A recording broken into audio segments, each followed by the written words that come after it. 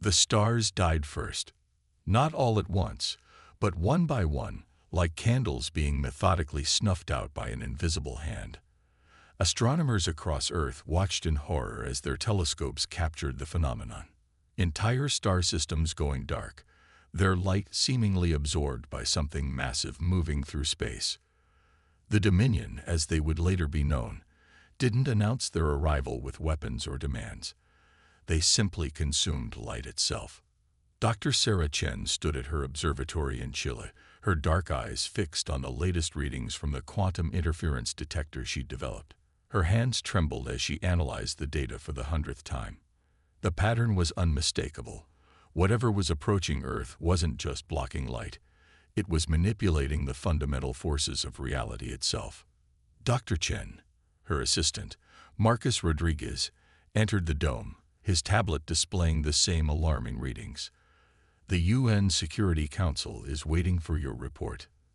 Sarah nodded, her silver-streaked black hair catching the dim light of the emergency systems. Tell them it's worse than we thought. The Dominion isn't just an alien invasion force. They're reality engineers. The knowledge weighed heavily on her shoulders. Humanity had barely scratched the surface of quantum mechanics, and here was a civilization that treated the fabric of space-time like clay to be molded. The first signs had appeared 3 months ago, when the Oort cloud began exhibiting impossible behavior, its countless icy bodies arranging themselves into crystalline patterns visible only through the most sensitive instruments. Now, as Sarah prepared to brief Earth's leaders, the true scope of the threat was becoming clear. The Dominion ships, if they could even be called ships, existed partially outside normal spacetime. They appeared as vast geometric shapes of absolute darkness, mathematical perfections that hurt the human mind to observe directly. But Sarah had noticed something else in her data, something she hadn't yet shared with anyone. When the Dominion's influence reached Earth's upper atmosphere, human brainwave patterns across the globe began to shift. It was subtle at first, increased dream activity, unexplained sensations of déjà vu, and most intriguingly, moments where probability itself seemed to bend around certain individuals. Marcus, she called out, making a decision. Before we contact the UN, there's something you need to see. She pulled up a series of brain scans on her holographic display. These are from our staff over the past week. Look at the quantum coherence patterns in the temporal lobe. Marcus leaned in, his expression shifting from confusion to astonishment. That's impossible. Human neurons can't maintain quantum coherence at these temperatures. We're not built for it. Exactly, Sarah said, allowing herself a grim smile. We weren't built for it. But we're adapting. The Dominion's presence is changing us, triggering something that was always dormant in our DNA. They're the ultimate reality engineers, yes, but they may have just awakened something in humanity they never expected. The first attack came without warning. Mexico City simply stopped existing for 37 minutes. When it reappeared, every human in the city reported the same dream. They had lived an entire lifetime in a world where humanity had evolved differently, developing natural quantum manipulation abilities from the start. The Dominion had tried to rewrite human history, but something went wrong. The city's population had somehow rejected the change, snapping back to their original timeline while retaining memories of the alternative reality. Similar incidents began occurring worldwide. The Dominion would attempt to rewrite sections of human spacetime, only to find humanity's consciousness refusing to be overwritten. Each failed attempt left humans stronger, more aware of their emerging abilities to influence quantum probability fields. Sarah worked tirelessly to understand what was happening. The Dominion's attempts to remake humanity were instead awakening an ancient potential. In their arrogance, they had assumed humans were simply another species to be re-engineered. They didn't understand that consciousness itself could be a weapon. We need to go public, Sarah told the emergency session of the UN Security Council. Every failed attempt to rewrite us makes us stronger. The dreams people are having, they're not just dreams. They're quantum echoes of potential timelines, and our minds are learning to navigate them. The council chamber erupted in chaos, but Sarah continued. The Dominion isn't just an invasion force. They're teachers, unwittingly showing us how to access abilities we've always had. They want to rewrite reality. Fine. Let's show them that humanity can play that game too. As if in response to her words, the sky above New York darkened. A massive Dominion construct, a perfect dodecahedron of void, descended through the clouds. But this time, as it attempted to begin its reality rewrite, something unprecedented happened. Thousands of human minds, now partially awakened to their quantum potential, pushed back simultaneously. The construct flickered, its perfect geometry distorting as it encountered something its makers had never anticipated. A species whose consciousness could directly interface with quantum fields, whose very observation of reality could alter its fundamental properties. Sarah felt it too, the strange new awareness spreading through her mind. Humanity wasn't just fighting back. They were evolving, rapidly developing the very abilities the Dominion had meant to erase. The invasion had begun, but not in the way anyone, human or Dominion, had expected. In her observatory, watching the data stream in from around the world, Sarah Chen realized this was just the beginning. The real war wouldn't be fought with weapons, but with consciousness itself. And humanity, it seemed, had been preparing for this fight since the first human looked up at the stars and dared to dream of touching them. The first human to fully manifest quantum abilities was a 12-year-old girl in Singapore.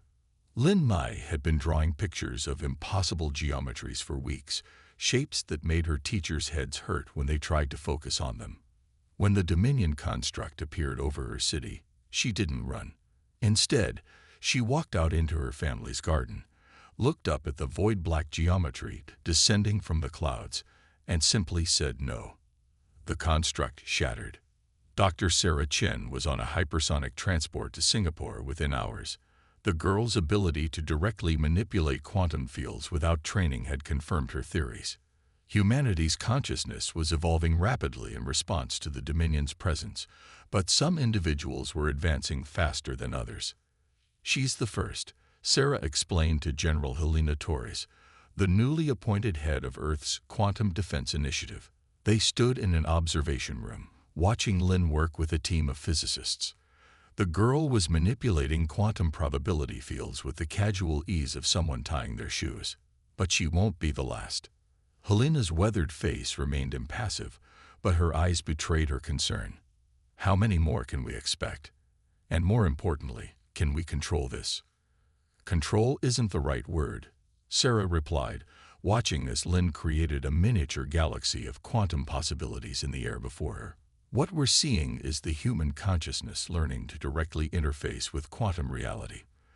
The Dominion's attempts to rewrite our timeline created cracks in our perception.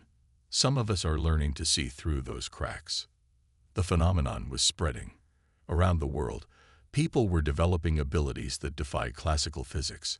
A farmer in Kenya could predict quantum particle states with perfect accuracy. A librarian in Norway could maintain quantum entanglement between objects at room temperature.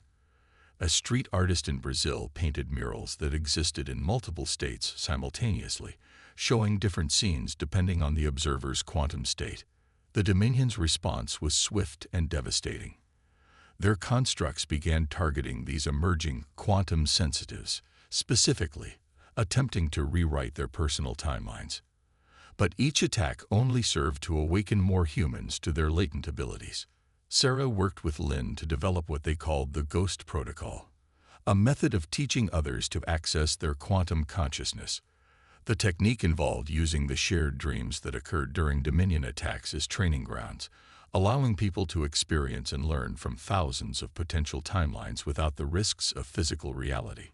"It's like learning to swim," Lin explained to a group of military officers, her young voice carrying wisdom far beyond her years. "Reality is the ocean, and we've been floating on the surface our whole lives.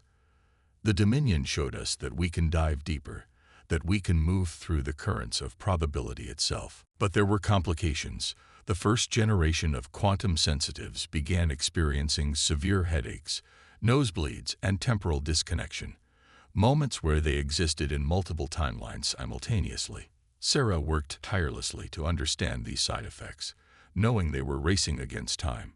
The breakthrough came from an unexpected source. Marcus, Sarah's assistant, had been analyzing data from failed Dominion attacks when he noticed a pattern. "Look at this," he said, pulling up a complex quantum interference pattern. "When their constructs try to rewrite our timeline, they're not just changing history, they're trying to alter our fundamental nature. But instead of being rewritten, we're learning from the attempt." Sarah stared at the data, understanding dawning. "We're not just developing new abilities," she whispered. "We're reverse engineering their technology through consciousness itself." The implications were staggering. Humanity wasn't just fighting back. They were assimilating the very principles the Dominion used to manipulate reality. Each failed attack provided more information, more understanding of how to interface directly with quantum fields. But the cost was mounting. The more they learned, the more dangerous their new abilities became. Lynn's power had grown exponentially, but she now spent hours each day in a quantum isolation chamber, trying to maintain her connection to a single timeline. Other quantum sensitives reported similar struggles, their consciousness threatening to fragment across multiple possible realities. "We need to find a balance," Sarah told Helena during an emergency session. "These abilities are humanity's best defense against the Dominion, but they're changing us in ways we don't fully understand." Helena nodded grimly. "And the Dominion? Any insight into why they're really here?" Sarah hesitated, then pulled up Lynn's latest drawings. They showed vast, impossible machines operating at the edge of space-time itself. "Lynn says they're running from something. Something worse than them. They're not trying to conquer us. They're trying to remake us into weapons for a war we can't even comprehend yet." Before Helena could respond, alarms blared throughout the facility. A Dominion construct larger than any they'd seen before had appeared in orbit. But this one was different. Its geometry wasn't just impossible, it was actively changing, adapting to humanity's quantum interference. "They're evolving too," Lynn said quietly, appearing beside them. Her eyes glowed with quantum possibilities as she stared up through the ceiling, through the atmosphere, at the threat above. "But they don't understand what they've started. They see consciousness as a tool, a weapon to be forged. They never considered it might have a will of its own." As if in response, the construct began its descent toward Earth. But this time, quantum sensitives around the world felt something different in its approach. It wasn't coming to attack or rewrite. It was coming to communicate. The war for reality itself was entering a new phase, and humanity's awakening consciousness would determine the fate not just of Earth, but of the very fabric of existence itself. The first quantum battle for Earth began not with weapons, but with a conversation. The Dominion construct hung in the sky above Geneva, its ever-shifting geometries casting impossible shadows across the city. In a heavily shielded conference room below, Lynn Mai stood before a holographic interface, her consciousness reaching out across quantum fields to touch the alien presence above. "They're afraid," she said, her voice echoing strangely as it existed in multiple probability states at once. "Not of us. Not anymore. They're afraid of what comes after." Dr. Sarah Chen and General Torres watched as Lynn's consciousness interfaced with the construct. The girl's quantum signature had grown so strong that conventional sensors could barely register her presence. She existed more as a probability cloud than a fixed point in space and time. "Show us," Sarah whispered, and Lynn obliged. The conference room dissolved into a cascade of possible realities. The assembled military and scientific leaders found themselves experiencing what the Dominion had been fleeing from: a void beyond void, a hunger that consumed not just matter and energy, but probability itself. The entity, as the Dominion called it, devoured entire timelines, leaving nothing but absolute zero-point entropy in its wake. "They came here to prepare us," Lynn explained as the vision faded. "Their attempts to rewrite our timeline weren't attacks. They were trying to accelerate our evolution. They needed us to become like them, but different. Something new. General Torres steadied herself against a table, her military composure shaken by what she'd witnessed. Why us? Out of all the species in the galaxy, why humanity?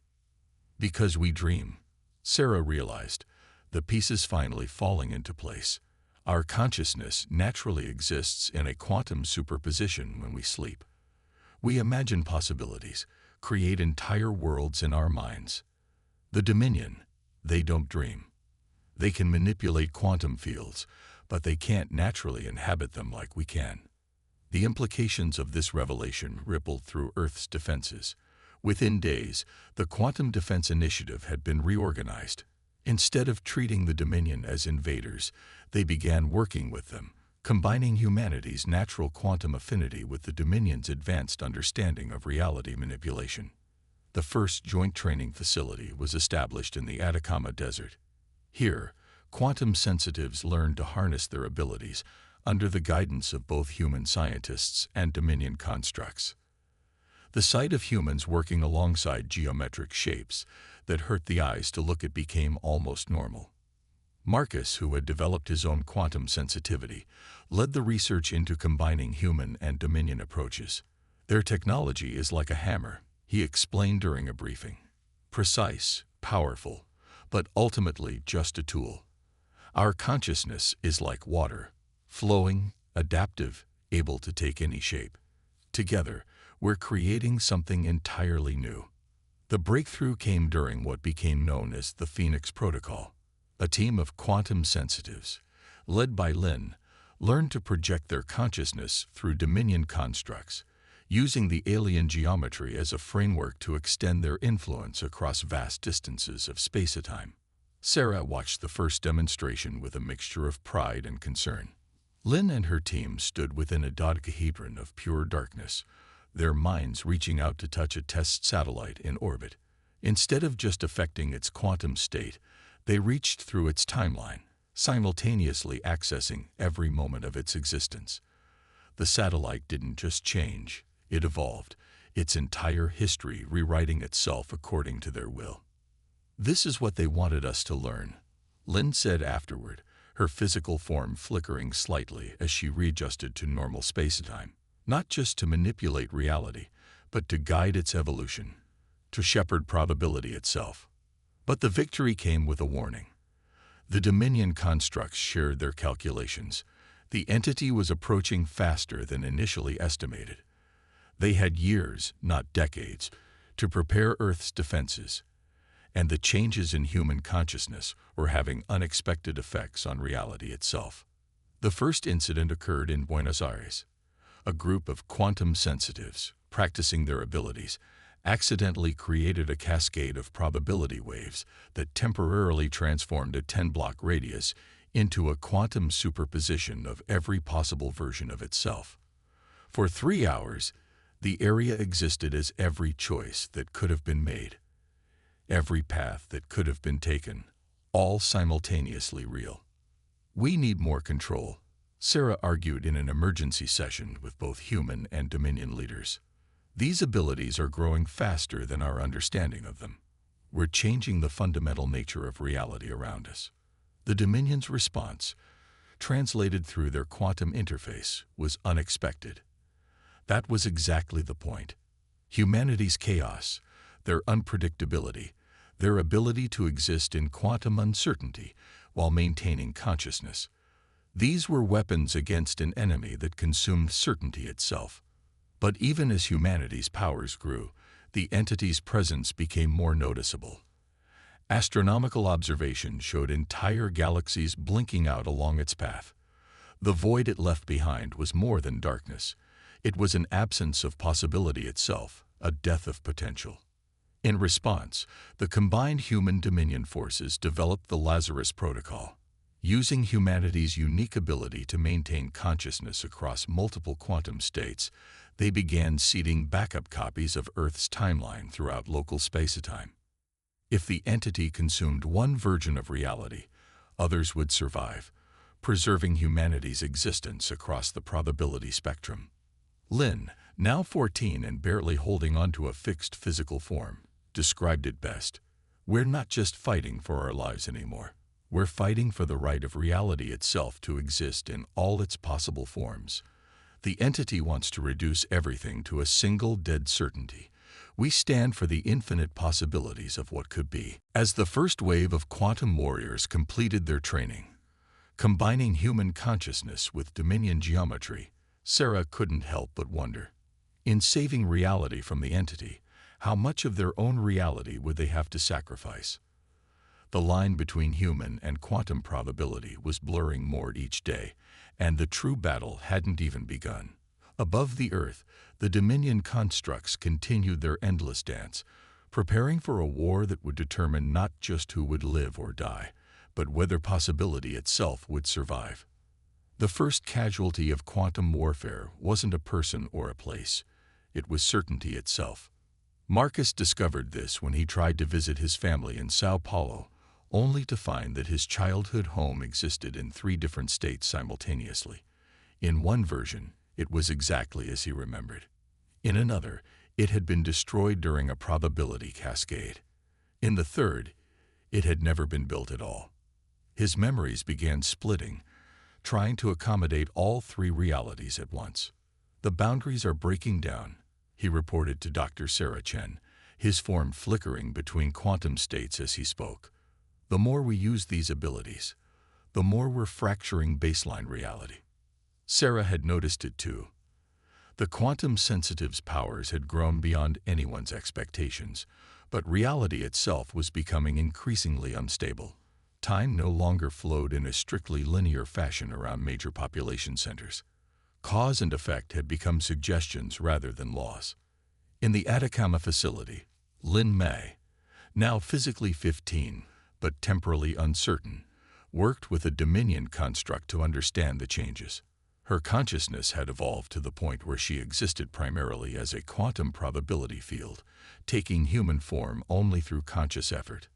"We're not breaking reality," Lin explained, her voice resonating across multiple frequencies of possibility. "We're expanding it. The entity consumes certainty, so we're making reality too fluid for it to grasp." But the cost was becoming clear. The first generation of quantum warriors was losing their connection to singular existence. They experienced multiple timelines simultaneously, lived countless possible lives in parallel. Some forgot which reality was originally theirs. Others couldn't maintain a fixed physical form for more than a few hours. General Torres called an emergency meeting of the Quantum Defense Council, her own timeline showing signs of quantum bleed as multiple possible versions of her career overlapped. "We need to know if this is reversible," she demanded. "Are we sacrificing our humanity to save existence itself?" The Dominion's response, transmitted through their quantum interfaces, was typically abstract. Humanity wasn't being sacrificed, but transformed. The ability to exist across multiple states of reality wasn't a loss, but an evolution. The real question was whether humans could maintain their sense of self, their essential humanity, across infinite possibilities. Sarah found her answer in an unexpected place. During a routine training exercise, she noticed something remarkable about Lin's quantum signature. Despite existing across countless probable states, there was a core pattern that remained constant, a quantum fingerprint that was uniquely, undeniably Lin. "It's like a song," Sarah explained to the council, projecting the pattern into visible space. "No matter how many variations exist, the fundamental melody remains the same. Our consciousness isn't being destroyed by quantum existence, it's learning to exist on a larger scale." But even as they made this breakthrough, the entity's presence grew stronger. The void at the edge of known space had consumed 3 more galaxies. Time itself was beginning to unravel around the edges of its advance, as though reality was trying to flee from its approach. The Dominion constructs became more urgent in their communications. Their geometric forms grew more complex, more desperate.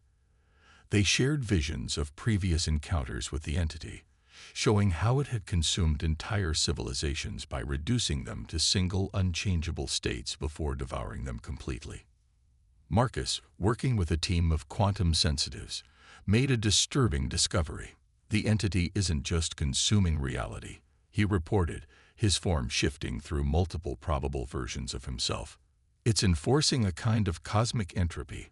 Every universe it touches becomes the most basic, simplest version of itself before disappearing completely. The implications were staggering. The entity wasn't just a predator. It was a force of cosmic reduction, simplifying the infinite complexity of existence down to nothing. Humanity's quantum evolution wasn't just a defense. It was the universe's attempt to maintain its own complexity. In response, the combined human dominion forces developed the Complexity Protocol. Instead of trying to fight the entity directly, they would increase local reality's complexity to the point where it couldn't be reduced.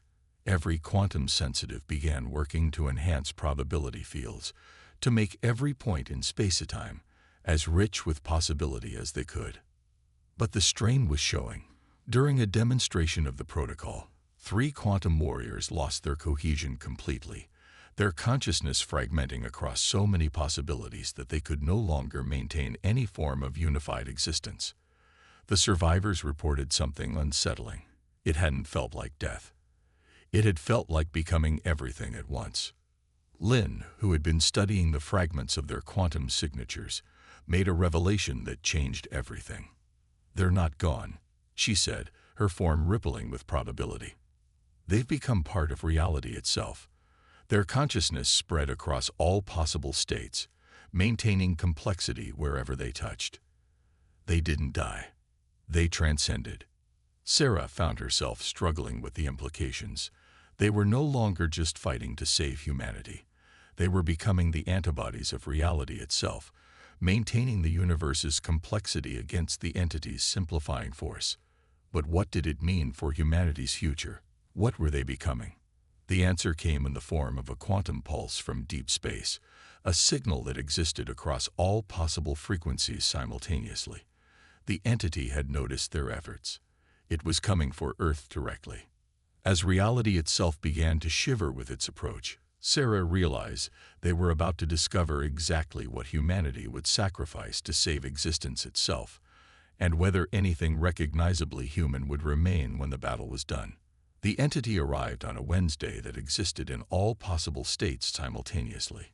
Its presence manifested first as a simplification of reality. The quantum complexity of Earth's atmosphere began collapsing into single states. Birds fell from the sky as their quantum probability fields collapsed into the simplest possible outcome: freefall. Plants withered as photosynthesis was reduced to its most basic form. The world began to lose its depth, its possibility. Dr. Sarah Chen watched from the Atacama facility as reality began to flatten. Her instruments, designed to measure quantum complexity, showed an approaching wave of simplification that reduced everything to its most fundamental state before consuming it entirely. "It's time," Lynn said, her form now a shimmering constellation of possibilities. She had evolved far beyond physical form, existing as a nexus of consciousness spread across multiple states of reality. Around her, the first generation of quantum warriors gathered, their bodies flickering between states of existence. The Dominion constructs, their geometric forms more complex than ever, aligned themselves in impossible patterns above the Earth. They had shown humanity how to manipulate reality, but now they would witness what humans could do with that knowledge. "Initialize the Infinity Protocol," General Torres commanded, her timeline splitting into thousands of possible versions of the order. The quantum warriors responded across all of them. What followed was a battle that existed beyond conventional understanding. The quantum warriors, led by Lynn, didn't fight against the entity. They fought for reality itself. Each of them became a point of infinite complexity, a source of endless possibility pushing back against the entity's wave of simplification. Marcus, his consciousness spread across multiple states, discovered the entity's weakness. It can only consume what it can simplify. His voice echoed across probability. "So we become too complex to reduce." The quantum warriors began to implement what they called the fractal defense. Instead of maintaining single states of consciousness, they allowed themselves to split infinitely, each version spawning more versions, creating an exponential explosion of possibility. The entity's simplifying force met an ever-expanding wave of complexity. Sarah, monitoring the quantum fields, watched in awe as humanity's consciousness became a force of nature itself. The quantum warriors weren't just fighting. They were becoming one with the fundamental complexity of existence.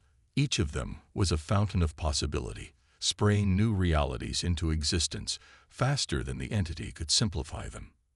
But the cost was beyond anything they had imagined. As the quantum warriors pushed their consciousness to generate more and more complexity, they began to lose their connection to singular existence entirely. Lynn was the first to completely transcend, her consciousness expanding into a quantum fractal that existed across all possible states simultaneously. "I understand now." Her voice resonated across all frequencies of reality. "We're not just saving existence. We're becoming it." The entity's response was immediate and devastating. It focused its simplifying force directly on Earth, attempting to collapse all possibility into a single state. But humanity had prepared for this moment. The Lazarus Protocol activated, spreading backup copies of Earth's timeline across local spacetime. As fast as the entity could simplify one version of reality, 1,000 more sprouted in its place. Sarah watched as the battle reached its crescendo. The quantum warriors were no longer recognizable as human. They had become living fractals of consciousness, each one a source of infinite possibility. The Dominion constructs wove themselves into this new pattern of existence, their geometric forms providing structure to humanity's expanding consciousness. Then Lynn, or what Lynn had become, made the final move. Instead of fighting against the entity's simplification, she embraced it. But on an infinite scale, she became every possible version of simplification simultaneously, creating a paradox that the entity couldn't resolve. Everything is nothing. Her consciousness resonated across reality. And nothing is everything. The entity, faced with a form of simplification it couldn't consume, began to falter. Its very nature, the reduction of possibility to nothingness, became tangled in the infinite recursion of Lynn's paradox. As it tried to simplify this new pattern, it found itself simplifying its own ability to simplify. The effect cascaded through reality. The entity, trapped in its own recursive simplification, began to collapse in on itself. But this wasn't a victory in any conventional sense. The universe itself had changed in ways that could never be undone. The quantum warriors, those who had transcended human form, became part of reality's new fabric. They existed as consciousness spread across all possible states, maintaining the universe's complexity through their very existence. The Dominion, understanding that their role as teachers was complete, merged their geometric forms into this new pattern of existence. Sarah, one of the few who had maintained a primarily human form, stood in the Atacama facility, watching as reality stabilized into something new. The sky above was alive with possibility, each point of light containing infinite potential futures. Humanity had survived, but they had become something else in the process.